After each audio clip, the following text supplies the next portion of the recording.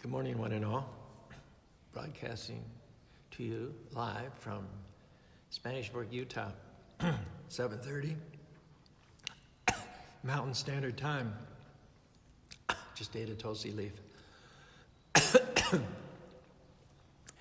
Om Aganati Manandasya Ganagana Salakya Chaksurim Meditam Yanatajmai Sri Gurave Namaha Sri Chaitanya Manovistam Stapitam Yanabhutade Swayam Rupaka Mayam Darati Swaparantikam Vandeham Sri Guru Siyata Padakamanam Sri Gurun Vaishnavamscha Sri Rupam Sagatatam Sahagana Raganatam Vitam Stam Sajevam Sadvaitam Sabadutam Parijana Saitam Krishna Chaitanya Devam Sri Radha Krishna Padan Sahagana Lalita Shivishakhan Vitam Sta Nama Om Vishnu Padaya Krishna Pastaya Bhutare Srimati Bhakti Vedanta Swami Tinamani Namaste Saraswati Devi Gauravani Pacharine Nirvishesa Sanyavadi Praskata Desadani Sri Krishna Chaitanya Prabhu Nityananda Sri Advaita Gadadhar Shivasati Gaur Bhaktavinda Namo Mahabhadanaya Krishna Prema Vidayate Krishnaya Krishna Chaitanya Namani Kauritaya Namaham Vanchatatmakam Krishnam Bhakta Rupa Shurupakam Bhakta Pataram Bhaktikam Namami Bhakti Shaktikam Hare Krishna, Krishna Krishna, Hare Hare, Hare Ram, Ram Ram, Hare Hare. Good morning, David, Malati, Mala, and Joe. Hope you're having a good morning so far. It's beautiful weather here in Spanishburg, Utah. Just stunning. We're in the first canto, first chapter, 20th verse. Read the Sanskrit. Kritavan Kilakarmani Saha Ramena Keshava Bill Haribo Ati Marjani Bhagavan Guda Kapata Manushaha. Translation. Lord Sri Krishna, the personality of Godhead, along with Balaram, played like a human being, and so masked he performed many superhuman acts. Just read that again. Lord Sri Krishna, the Supreme Personality of Godhead, along with Balaram, played like a human being, and so masked he performed many superhuman acts. Purport by Srila Prabhupada. Haribol Bill. The doctrines of anthropomorphism and zoomorphism are never applicable to Sri Krishna, the personality of Godhead. The theory that a man becomes God by dint of penance and austerities is very much rampant nowadays, especially in India. Since Lord Ram, Lord Krishna, and Lord Chaitanya Mahaprabhu were detected by the saints and sages to be the personality of Godhead, as indicated in revealed scriptures, many unscrupulous men have created their own incarnations. This process of concocting an incarnation of God has become an ordinary business, especially in Bengal. Any popular personality with a few traits of mystic powers will display some feat of jugglery and easily become an incarnation of Godhead by popular vote. Lord Sri Krishna was not that type of incarnation. He was actually the personality of Godhead from the very beginning of his appearance. He appeared before his so-called mother as four-armed Vishnu. Then at the request of the mother, he became like a human child and at once left her for another devotee, Yashoda, in Gokula. Similarly, Sri Baladev, the counterpart of Lord Sri Krishna, was also considered a human child born of another wife of Sri Vasudeva. In Bhagavad Gita, the Lord says that his birth and deeds are transcendental, and that anyone who is so fortunate as to know the transcendental nature of his birth and deeds will at once become liberated and eligible to return to the kingdom of God. So knowledge of the transcendental nature of the birth and deeds of Lord Sri Krishna is sufficient for liberation. In the Bhagavatam, the transcendental nature of the Lord is described in 9 cantos, and in the 10th canto, his specific pastimes are taken up. All this becomes known as one's reading of this literature progresses.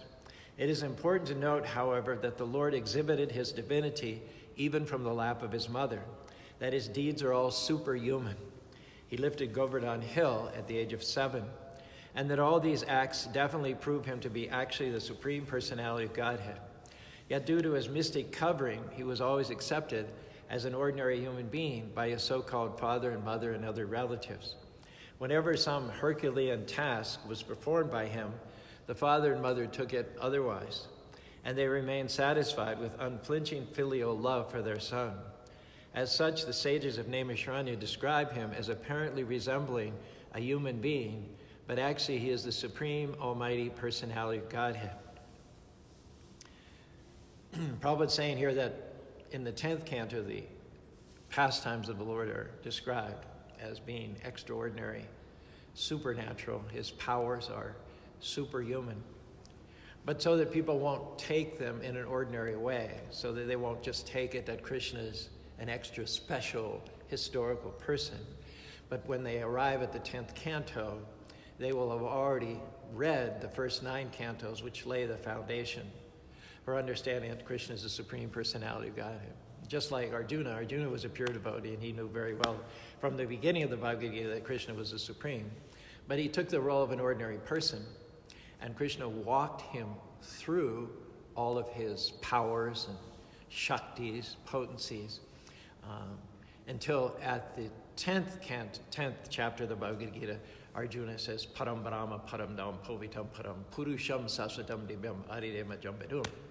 Arjuna says, you're the supreme Brahman, Param Brahma, you're the supreme spirit, Param Brahma, Param Dhamma, you're the supreme abode and shelter and resting place of all the living beings, Param Brahma, Param Dhamma, Povritam Paramamburam.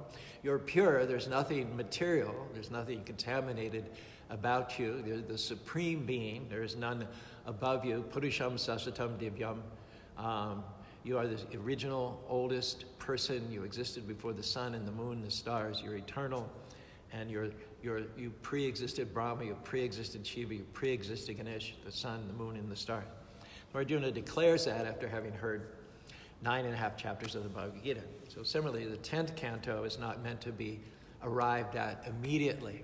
You read the first 9 cantos under the guidance of a bona fide spiritual master, and then when you come to the 10th canto, you understand that these pastimes are not ordinary or mundane, and that although a historical figure, Krishna is at one and the same time simultaneously the Supreme Personality of Godhead. Just to digress here a moment, Prabhupada didn't know how long he would have with us. He didn't come to America until he was already 70, and he knew that his time was short. And so he didn't know if he would be given enough time to translate and publish all 9 cantos of the Srimad Bhagavatam and then be able to do the 10th canto properly. And so he translated the 10th canto with commentary, because he thought if he passed away after doing the 5th or the 6th, then people would have an unauthorized version of the 10th canto and they would misunderstood it. So he wanted to present an authorized version with all of the commentary and reports in case he would pass away, which actually turned out to be the fact. And that was called the Krishna book. Now, there wasn't much money. I believe the devotees were living in London at the time, and they were, Shama Sundar had been cultivating the Beatle George Harrison. George Harrison was chanting, hosting the devotees, made a record with them. So Prabhupada once asked Shama Sundar to go and ask George Harrison to give the money to print the Krishna book. It's going to be about $5,000. Well, Shama Sundar felt that his relationship, his cultivation of George Harrison had hinged upon not asking him for anything. Obviously, stellar personality like George Harrison, everybody asked him for stuff. But Shama Sundar never asked him. He'd given voluntarily, unilaterally, but Shama Sundar never asked him for anything, and he felt that George appreciated it. He was very hesitant, kind of umming and awing in front of Prabhupada. And Prabhupada's very insistent, no, we need to print this book. It's a very important work. We need to make it available to human society. So you please go and ask George Harrison to print the book. So there was a get-together, some kirtan, some prasadam at George Harrison's home, and Shama Sundar was just working up the courage to ask him. And he was a little nervous, a little off his game. So George at one point said, Shama Sundar, are you all right? You don't seem yourself. And it was kind of a stormy, rainy, typical London evening. Raindrops were pattering against the window panes outside. Jamasundar then, finally being prompted by George Harrison, he just blurted out, Prabhupada asked me to ask you if you'd give the equivalent of $5,000 to print the Krishna book. And the moment that those words came out of Chandra, there was a huge clap of lightning. It shook the whole house, thundered in their ears. George Harrison said, well, I guess that's a sign that I shouldn't say no, isn't it? Thus the funds came for printing the Krishna book. And one of the main purposes, or not the main purpose of printing the Krishna book, was to show that Krishna is not an ordinary man. He is a historical personality, but you make a big mistake if you think that he's ordinary. Big mistake. How big a mistake? Well, God calls you a mudha.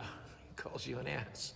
In the 9th chapter, I think it's 11th verse, Krishna says, Abhijanati ma mudha manusim tanumasrita param bhava ajanato mama bhuta maheshwaram. Ajanato, one who doesn't know that this historical personality, Krishna, who appeared 5,300 years ago and walked basically back and forth between what is now Delhi and Dwarka over and over and over again. That Krishna is Param Bhavam.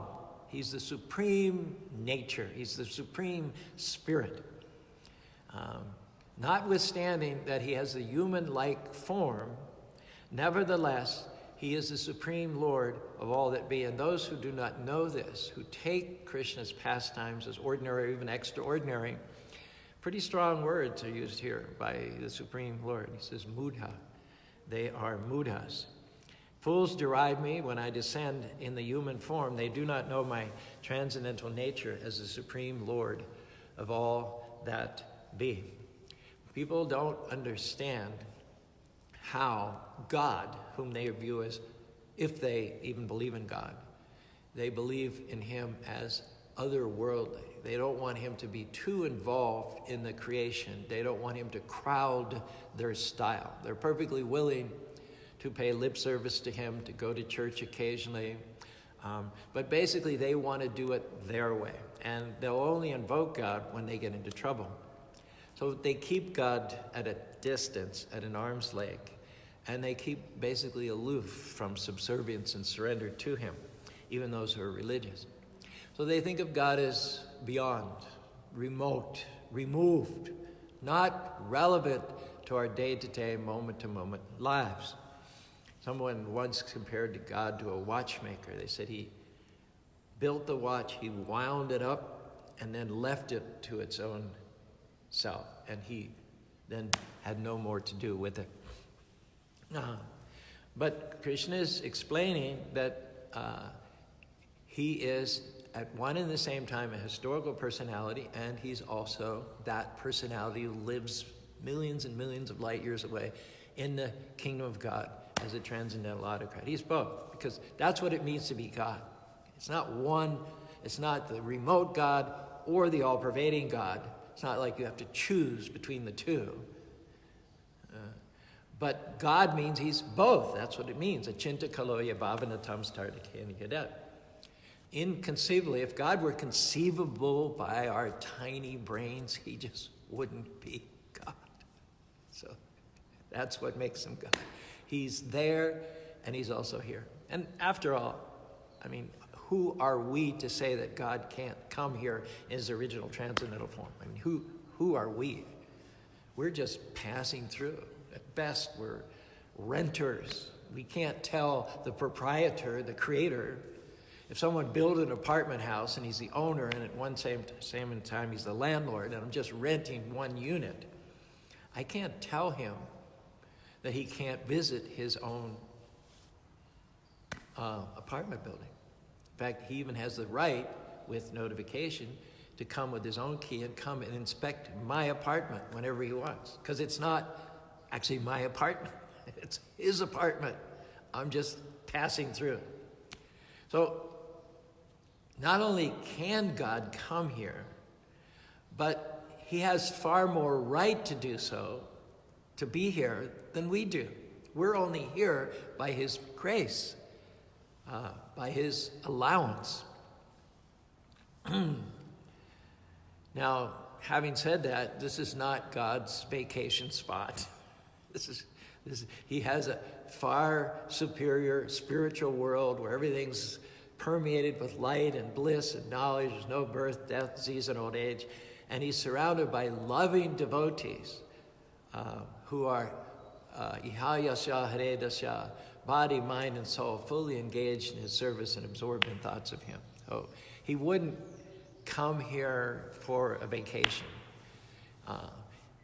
But he comes here on a mission of mercy. Prabhupada gave the example, the president has his own house, the White House. He has a vacation spot. He has Fort David, where there are all comforts and amenities. But once in a while, he might visit the prison house. It's also part of his responsibility, and he might visit the prison house. Doesn't mean that the prison house is his preferred destination, place to sojourn, but he does it on a mission of mercy to show himself and perhaps encourage the prisoners to straighten up and fly right. So when God appears in the human form, less intelligent person mistake him for an ordinary man. But he says, don't make that mistake. Vyaktam vyaktam apana manyate mam abudaya. Those who think that I'm some wispy, cloudy, ephemeral force field or some light, and that when I want to appear in human society, I assume I manifest myself through a material body. Those who have that mode of thinking, Krishna also has another harsh word, abudaya, no brain, no intelligence. If they think that the form of Krishna is sometimes manifest, that Krishna is sometimes manifest in a form and sometimes unmanifest, vyakta vyaktam, apana, manyate mam, abudaya, that is less intelligent mode of thinking. Vyaktam vyaktam apana, manyate mam, param bhavamaj, and again, param bhavamaj, mamavayam anutamam. He has not anything to do with matter. His form is not a byproduct of matter. His form is spirit. Prabhupada gives the example in the Krishna book itself, I believe, that sometimes you'll see the reflection of the moon on the water. And then there are also fish. So the moon is silvery and there might be some silvery fish. And the moon is reflected in the water and the fish are seeing the reflection of the moon in the water, so they're thinking the moon is just another fish.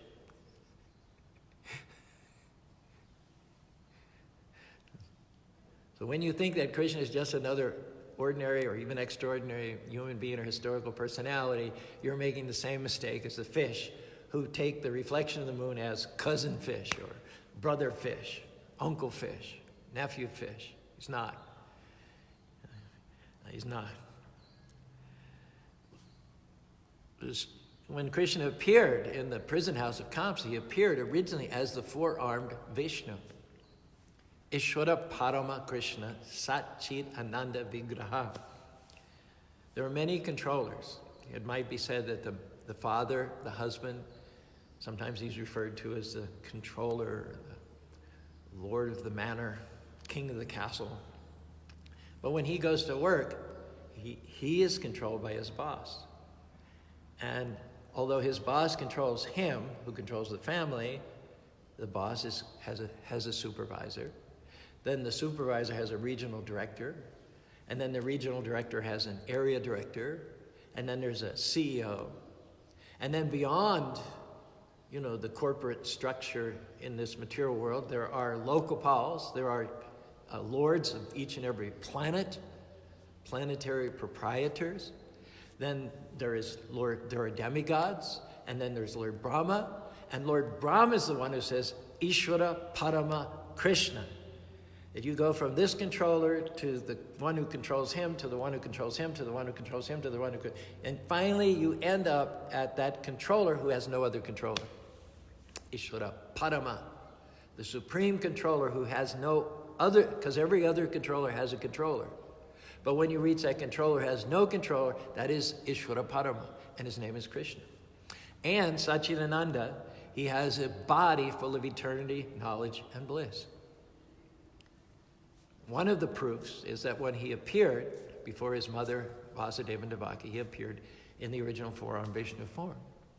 It was out of fear for his safety being blinded by what we call yogamaya, being blinded by love of Godhead and wanting to serve him, and out of a natural maternal feeling of protection, she asked Krishna to change into his two-armed form.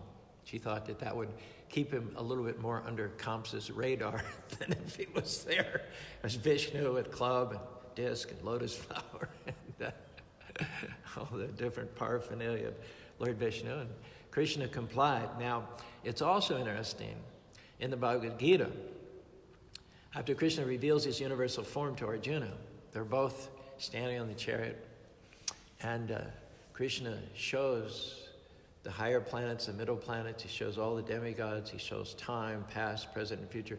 He shows the outcome of the battle, which is about to be engaged in. He shows that the result of that battle will be that all of Arjuna's opponents will be killed. And then he says, Karo Shmin Loka Sayakri Pravito. Time I am, the destroyer of all worlds. And even Arjuna, stout-hearted warrior, is like trembling like a leaf in the wind, seeing many arms and many faces, and the soldiers of the Kaurava army rushing into the mouths of this manifestation of time and being smashed by his teeth. And finally, Arjuna says, Sudurdarsham idam rupam. Sudurdarsham, Krishna, please let this be finished and show me Sudurdarsham, the much more rare. Show me your two-armed form, idam rupam dristavam asyajma, which is very difficult even for the demigods and the sages to see. That form of Krishna's time is more common. It's more common. You know, we talk about God-fearing people. So if you want to fear God, then fear him in his aspect of time. But it is Sudurdasha. It is very rare. It is only to specially surrendered, exalted souls who serve the Lord in love and devotion that he reveals his two-armed form of Krishna. And when he reverted out of his ghastly form as time and then reappeared before Arjuna as Krishna, his friend, and his chariot driver, Arjuna was like, whew, thank you, Krishna. Thank you that that's all finished. I really don't have any interest in that aspect of you. I want to relate to you as Krishna. And that Krishna is not at all material.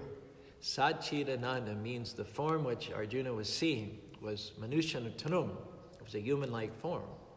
But it's not that we as humans imagine God in our image. It's not that it's anthropomorphic. It's just the other way around. It is said man is created in the image of God. So that form of Krishna is the source. It is the origin from which all other forms come. And therefore, it is not made of blood, flesh, and matter. It's made of Satchidananda, knowledge, bliss, and eternity. We are a little spark of God, like a particle of sunshine is also the sun. It possesses the same qualities of light and heat. So we actually are ourselves, as living entities, Satchidananda. We have the same quality as God, full of knowledge, bliss, and eternity. However, that tiny spark of God, that infinitesimal spark, is embodied inside of earth, air, fire, water, ether, mind, intelligence, and false ego. So, so the problem is that we are a spirit inside of a material body. So there's two energies at work here. There's the spiritual energy, but it has become overwhelmed and conditioned by God's external material energy. And that's our situation. It's called conditioned life. However, God is the same inside as he is outside. There's no difference. He's not a spirit inside of a material body. His body is spiritual, and it is full of unlimited potencies. That form of the Lord is the singularity from which everything comes. Aham sarvasya prabhavo mata sarvam pabran iti madva bhajan buddha bhava samanvitaham.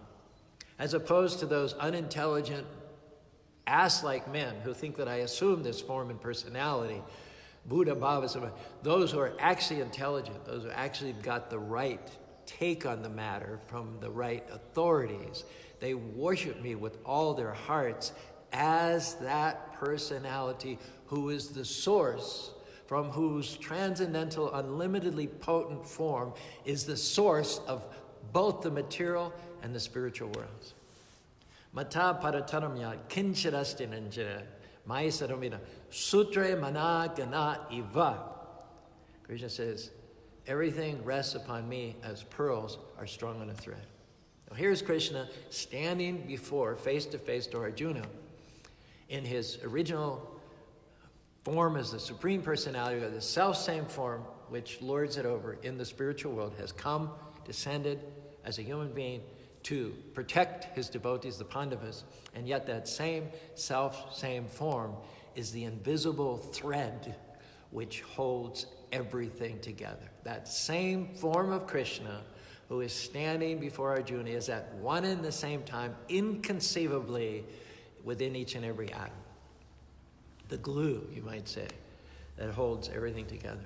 And therefore, in the 4th chapter, Krishna says to Arjuna, Ajo pishan avyayatma. Ajo means, although I am unborn, avyayatma, and my body is never perishes. Sometimes primitive people, they'll see the sun go up in the morning and they'll see it go down in the evening. Next day they'll see the sun go up and they'll see it go down. So they think the sun is appearing and disappearing, coming and going. It's actually the earth that's turning. The sun is fixed. It's not changing. It's not appearing or disappearing. It's always there. But the earth is sometimes spinning in such a way that it gets a dark side from the sun. But people think the sun is coming and going. So similarly, Krishna says, you may think that because I took birth the other day, at the time Krishna spoke the Bhagavad Gita to Arjuna, he was in about the 90th out of 125 years that he spent on the planet. This was about the 90th year. And the fact that even though he was in the 90th year, his pastimes, he didn't look older than 16 years old is another evidence that he's not in a material body, but nevertheless. But he says, Avyayatma, this form of mine is unborn. You may think that I took birth the other day from Devaki, and that I've lived as your cousin for 90 years, and that maybe in some future time I'll also pass away, but that's not the case. He said, this form is unborn. I took birth from Devaki only in order to satisfy her longings to serve me as a mother. In other words, play acting. The taking birth and passing away, it's just acting. Actually, my form is eternal, Avyayatma. It's always manifest. It comes into your vision, it comes into history, and stays for a short sliver of time, 125 years, and then it goes out of your written man-made history. But this form has no beginning and no end. It's always manifest. Premanjanacha, Santa Sadaiva. It is said that those whose eyes are purified by the love of God, they see that form eternally and always. So Krishna continues, Bhutanam Ishvaropishan, this is the form which is the Lord of all beings, and Prakritim Sham Adistaya, I'm appearing by my own nature, not by the effects of karma, not having been packed in a womb, uncomfortable, being bitten by worms and little parasites for 9 months. No, that's not who I am. He said, Sambhavami Atma Maya, coming because of my own potencies, and I'm coming in my original form. And why am I coming? Certainly not to vacation here in this world of birth, death, disease, and old age, but I'm coming yada hi dharmasya glanir bhavati, on a mission of mercy, because now the earth is overburdened by tyrants and kings and despots like Jarasandha, Sisupal, Salva, Duryodhana. So I'm coming to relieve the burden of the earth, and that's why I'm your chariot driver, Arjuna. Because I'm not going to do it personally. I'm going to work through you. If you agree, you'll be my instrument, and you'll get all the credit. And then Arjuna says, "You're telling me all this, but aren't you a yadu? Aren't you my cousin? Weren't you born just the other day?" Krishna says, "Yes and no." Bahuni me vyatitani janmani tabacharana tani ambedasarvi nitamara. It says, both you and I, Arjuna, you're my friend, and both you and I have appeared on earth many, many times. But the difference is that you change your body. I don't. And because of your change of body, you don't remember all those past times that you accompanied me on missions here and there in the material world.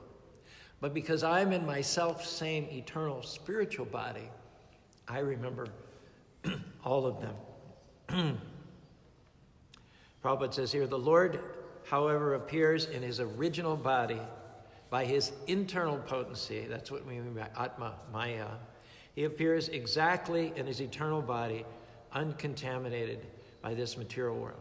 And then just look at, do you think that any ordinary person or even extraordinary person could lift a mountain with the little finger of his left hand and hold it there for 7 days?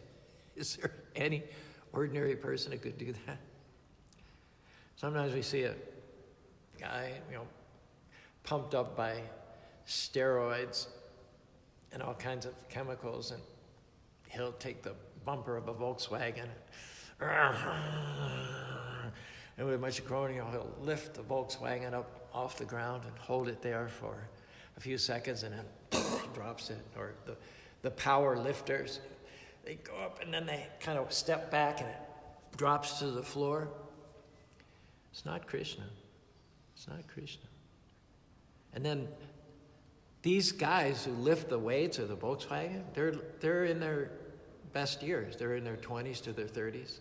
They've trained, they've taken chemical supplements, all for that one moment, those few seconds when they can lift something heavy that others can't lift. Krishna lifted a mountain. Come on. You think he's an ordinary man? He lifted a mountain when he was 7 years old into his pastimes in only the 7th year. In the Krishna book, in this chapter, Prabhupada explains that ordinary living beings, souls inside of material bodies, the spiritual, the force of strength, etc., intellect, comeliness, is exhibited according to your body. The body waxes and it ends up as a little baby that can't control peeing and pooping, and then it grows and it develops. The muscles become conditioned. You can train, you can condition yourself, and you can reach a peak level, a plateau, where you're performing as best as you could possibly perform. Maybe that's from 20 to 30. Then inevitably the body then slows down. Your reactions again slow down. And on the other side, you end up pretty much at the end, just like you started out, where you can't even control your bodily functions. So Prabhupada explains that we exhibit our intellect, we exhibit our physical prowess according to the body, and he gives the example that the fire that comes out of wood depends upon the size of the wood. If you have a little piece of kindling, just a little small fire, because the wood is small. If you have a bigger piece of wood, you have a bigger fire because the wood is bigger. If you have a log, you can have a roaring flame.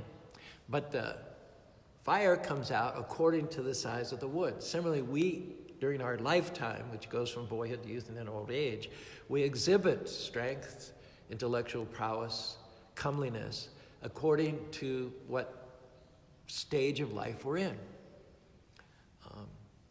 So nobody exhibits the strength to lift a mountain at 7. You can't even lift that barbells or that Volkswagen at 7. What to speak of lifting a mountain? So it means that the power of God is always unlimited. Whether he's exhibiting the form of a little baby, even before Krishna could walk, he was killing big wizards and demons. So it doesn't, God's power, it's not dependent, it's not conditioned on his body. You see, whether he was a baby crawling in the courtyard of Mother Yashoda, whether he was a 7-year-old boy or 16, or whether he was on the field of battle with Arjuna, There's no limit to his powers. Why? Because his body is Sat Chit Ananda. Now, here's our conclusion. What does this mean for us? It means that God has created everything. He's in charge of everything. This energy of earth, air, fire, and water, which embodies us and which conditions us and which limits us, is his energy.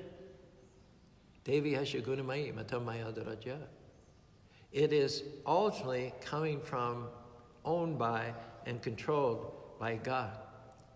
That's why it's difficult to overcome. That's why we become so conditioned. We can't change the circumstances of our conditioning because it's divine, and you don't cross the laws that God has established. You don't cross the boundaries that God has set. However, Krishna says, Devi Hasya Gunamayi Matamaya Darat Mamevaya Prabhati Mayami Tam Taranti Te. If those who are surrendered unto me, I order the material nature to release them. Order them to be released from birth, from death, from disease, and from old age. And all that is achieved simply by virtue of understanding, under the guidance of a bona fide spiritual master and from bona fide scriptures, Janma Karma Me Divyam, that Krishna's birth, appearance, and activities are not ordinary. That's all. What a great opportunity. What a gift. You cannot miss this. The human form of life is very rarely achieved. And when you get the human form of life, you need to take advantage of the opportunity that it presents. Using this God-given human intellect, apply your intelligence, apply your mind to understanding in truth the nature of Krishna's appearance and activities. The result will be that just as Krishna is eternal, Krishna is free from birth, from death, from old age, and from disease. Krishna is free from karmic reactions.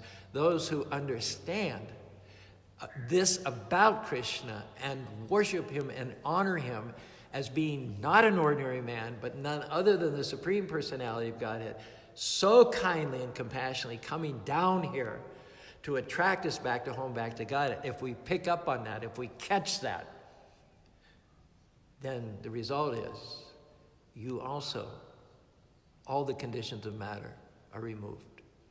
And you also come free from birth, death, disease, and old age. Krishna orders his material energy.